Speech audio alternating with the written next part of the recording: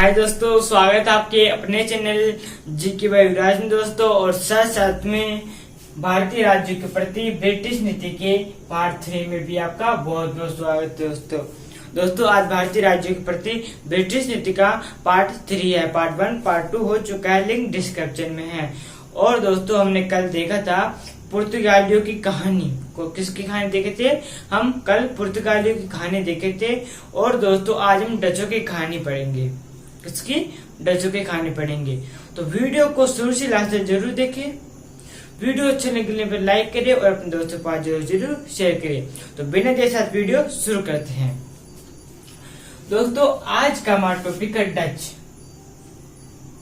कल हमने पुर्तगाली कंप्लीट कर लिए थे और आज हम डच भी कंप्लीट कर लेंगे दोस्तों, है ना। तो डच दोस्तों हॉलैंड के निवासी थे। कहाँ के निवासी थे? डच दोस्तों हॉलैंड के निवासी थे। और 1602 में स्टेटस जनरल ने घोषणा की। क्या घोषणा की?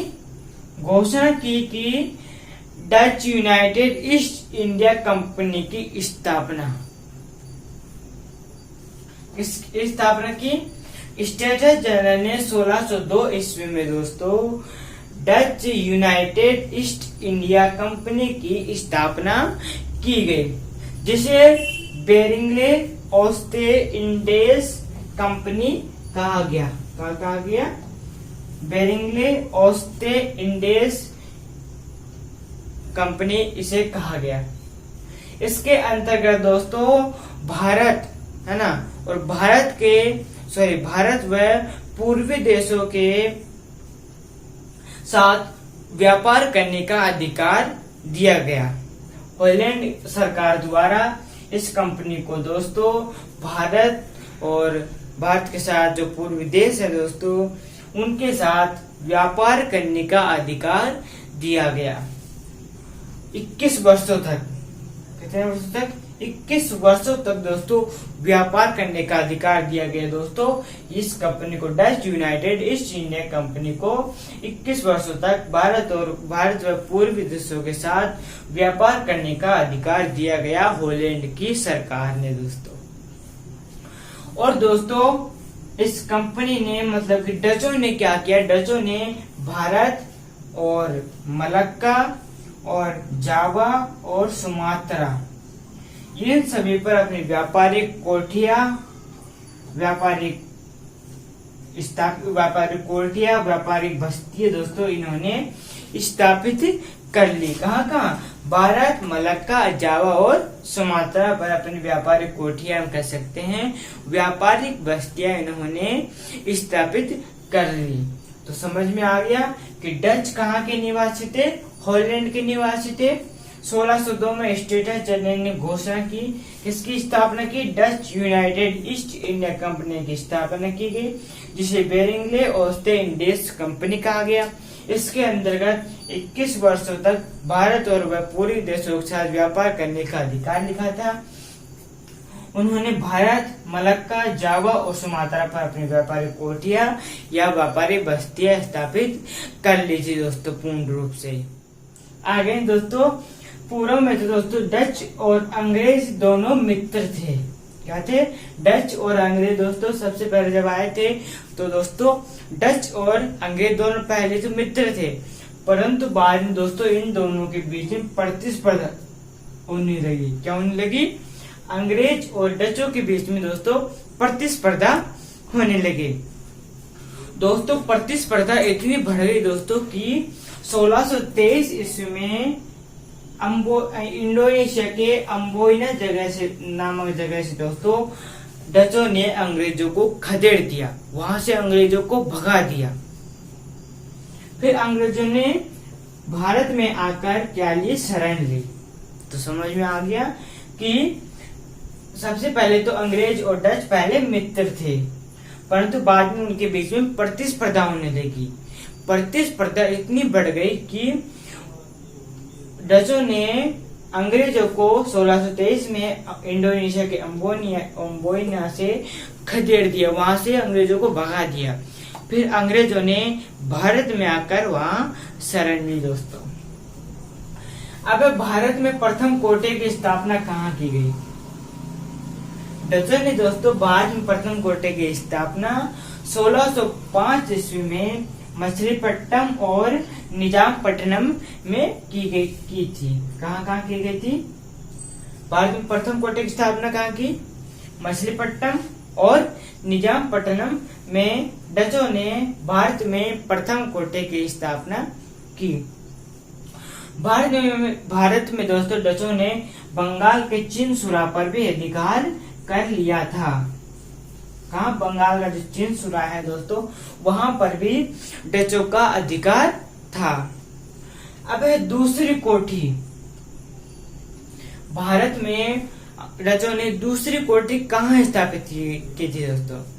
तो भारत में डचों ने दूसरी कोठी की स्थापना पेतमपोली में की थी। पेतेपोली कहाँ की थी? दूसरी कोठी की स्थापना पेतेपोली में डचों ने की थी दोस्तों। तो समझ में आ गया कि सबसे भारत में प्रथम कोठी की स्थापना कहाँ की गई? मछलीपट्टनम और निजामपट्टनम में। दूसरी कोठी पेतेपोली में की थी दोस्तों। तो अब डचों के बारे में आगे देख लेते हैं। आगे दोस्तों, बंगाल में डचों ने बंगाल में पहली फैक्ट्री पिपली में 1627 में खोली। कहाँ खोली? बंगाल में उन्होंने पहली कंपनी पिपली में 1627 में खोली थी।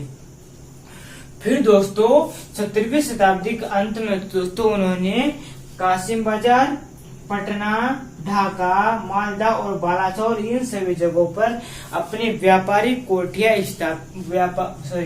व्यापारिक कंपनियां स्थापित कर दी। कहाँ? सबसे पहले तो उन्होंने दोस्तों बंगाल के पिपली में की थी 1627 में। फिर बाद में 17वीं शताब्दी के अंत में, मतलब 17वीं शताब्दी की समाप्त हो रही थी, तभी दोस्तों उन्होंने कासिम बाजार पर भी, पटना, ढाका, मालदा और बालासोर इन सभी जगहों पर अपनी कंपनियां स्थापित कर ली दोस्तों। क्लियर? कोई डाउट? फिर दोस्तों पुर्तगाली जो थे नहीं व्यापार करने को, सिर्फ बचे थे डच और अंग्रेज, है ना। तो अब डचों और अंग्रेजों के बीच में प्रतिस्पर्धा हो रही थी, है ना। और फिर दोस्तों कभी कभी तो डचों और अंग्रेजों के बीच में युद्ध भी होता था, है ना। तो एक बार 1759 को दोस्तों वेदरा का युद्ध हुआ। कौन सा युद्ध हुआ? वेदरा का युद्ध हुआ, जिस डचों और अंग्रेजों के बीच में, जिसमें डच पराजित हुए और अंग्रेज जीत गए। मतलब कि अंग्रेजों ने डचों को हरा दिया। फिर 1795 में दोस्तों फिर से डचों और अंग्रेजों के बीच में युद्ध हुआ, जिसमें फिर से डच हार गए और अंग्रेज जीत गए।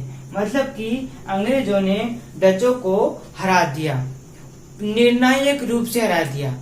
1795 में तो दोस्तों अंग्रेजों ने डचों को निर्णायक रूप से हरा दिया। तो कोई डाउट यहाँ तक कि बंगाल में पहले कंपनी पिपली में खोली, फिर बाद में कासिम बाजार, पटना, ढाका, मालदा और बालासोर में भी अपनी कंपनी स्थापित कर ली। डचों और अंग्रेजों के बीच में वेदरा का युद्ध हुआ, जिसमें डच पराजित हुए, अंग्रेज जीत गए। 1795 में फिर से डचों और अंग्रेजों के बीच में युद्ध हुआ, जिसमें डच पराजित हुए और अंग्रेज जीत गए। अंग्रेजों ने दोस्तों डचों को निर्णायक रूप से हरा दिया था। तो समझ में आ गया होगा दोस्तों ये आपको। आगे हैं दोस्तों अंग्रेज। डचों की जो कहानी है वो दोस्तों पूरी हो चुकी है। अब पढ़ते हैं दोस्तों अंग्रेजों के बारे में। तो पहला अंग्रेज यात्री, सबसे पहले अंग्रेज यात्री कौन आया था भारत में? तो दोस्तों सबसे पहले अंग्रेज यात्री John Milton Hawk. John Milton Hawk दोस्तों 1599 में भारत आया था, वह भी स्थलीय रास्ते से।